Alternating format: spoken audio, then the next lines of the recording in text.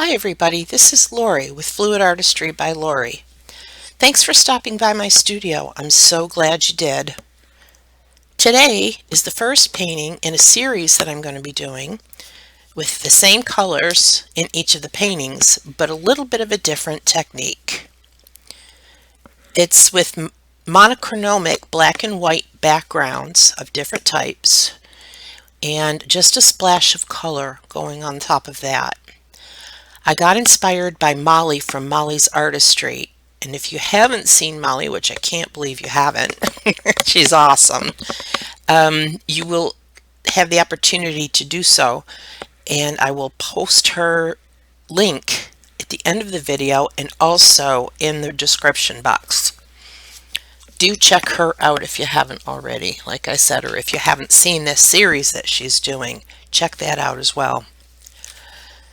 So I'm starting out here with just layering a cup, black, then white, then black, then white.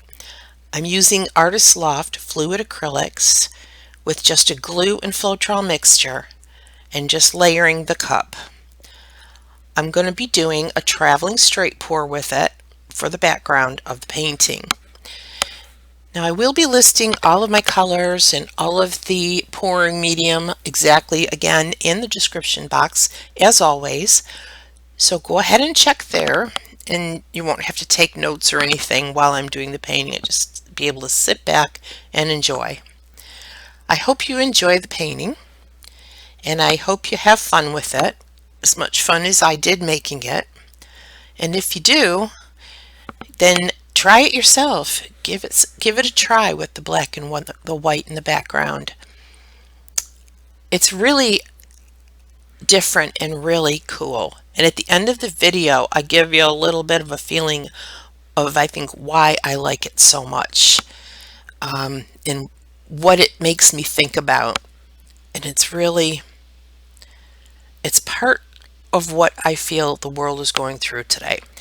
Anyway, so as you can see, here I am. I'm putting it down as a wandering straight pour.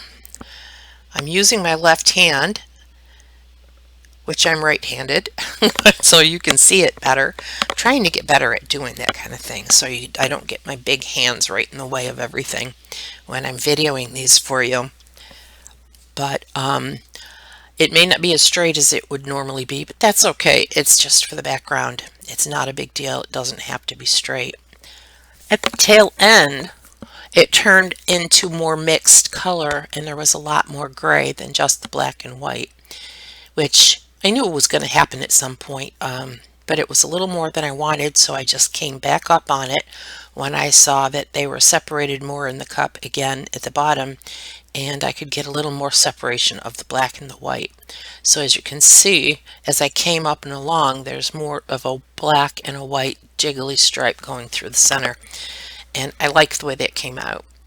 The paints have a lot of bubbles in them because I just mixed them this morning, and so I needed to torch for sure, and when the bubbles popped, I got a lot of white specks and white spots, but that too is okay with me. It kind of gives it a little bit of a galaxy look, like a galaxy pour would be, and I do enjoy that. I like that look a lot. This is just a bamboo skewer that you use when you're doing shish kebabs, believe it. Yep, and they work really great for this kind of doodling. I use them all the time, and if you've watched my previous videos, you know how much I love to doodle in the paint. So I just did a little bit of wrecking so that I could do a little bit of more of a different look, so it didn't look like a wandering straight pour when I was done, because it's more about what's going over the top of this, and I wanted more of an organic look underneath. I'm going to use the black this time for the base under that so that I can have something to slide on. You need some kind of paint on the canvas if you want the paint to slide when you're tilting. Otherwise, it'll roll over itself and you'll lose part of the design that you just put down, and I really didn't want to do that. I also wanted to make sure that all of my sides were covered because I didn't want to have to worry about that when I was tilting. I wanted to be able to have the freedom to make the design and get the look that I really wanted as I was going along. I like to have the freedom to do that kind of thing when I'm doing paintings. So anything I can do to help myself out there is always a good thing.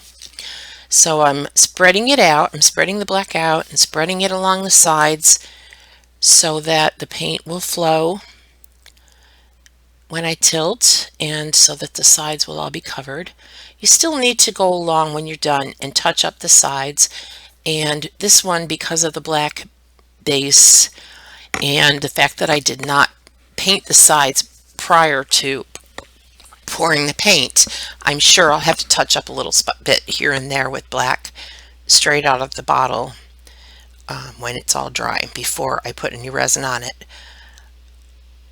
To eliminate having to do that, you can always paint your sides first with straight paint before you mix it right out of the bottle so that you don't have to worry about that come up later on. But it's really not a big deal to do that either. This color here is a custom color. I was just mixing and playing with color the other day, making a maroon, and I came out with that maroon and a purple that I really loved. So I kind of split up the two and continued going on with, so I ended up with the purple and the maroon coming out of that venture.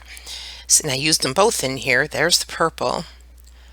In between the two, to keep them a little bit separate so that you can see that there were two colors in there, I put in some iridescent gold by Golden.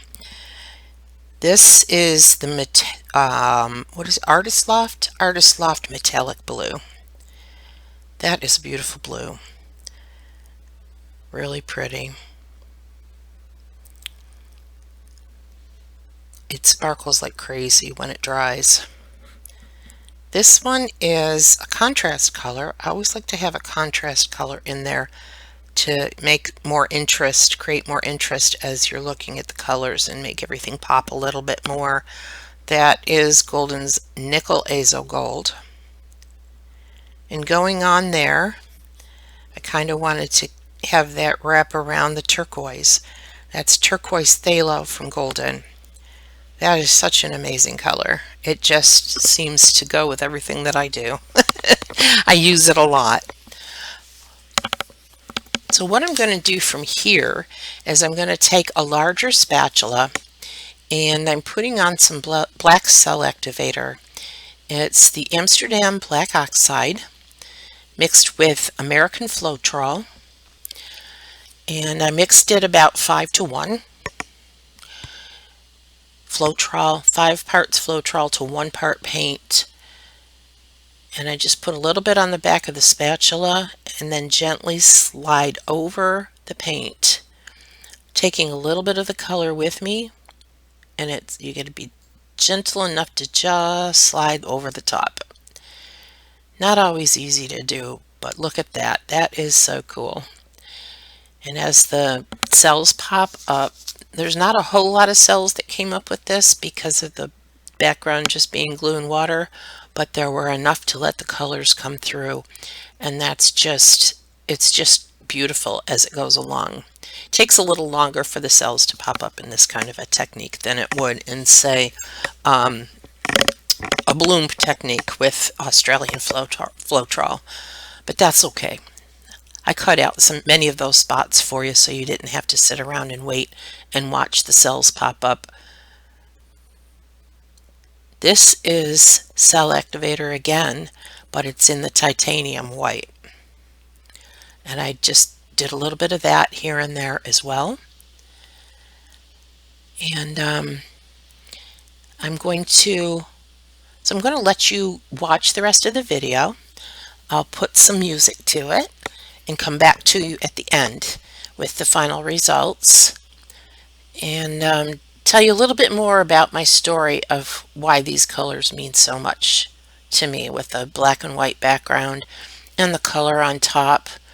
A little bit of my theory of life, I guess. Not that you really care about my theory of life, but I'll share it with you anyway. But hang out, let me know what you think. And if you decide to give this a try, link a picture of your painting in the comments. I'm watching all of everybody else, a lot of other people doing something like this too, since Molly did it, and showing up in the different Facebook pages. So give it a shot. Don't be afraid to try. If you're new at this, give it a try. It's only paint. You can always scrape it if you have to. It's not a big deal. So I'll put the music on for you, and we'll see you at the end.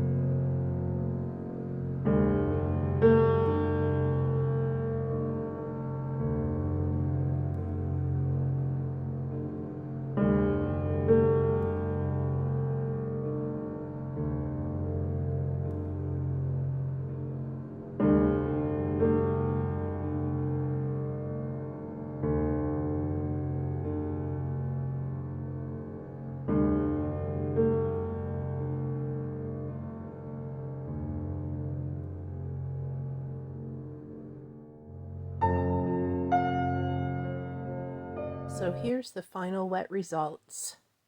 I love this. I want to thank again Molly from Molly's Artistry. This was inspired by her for sure.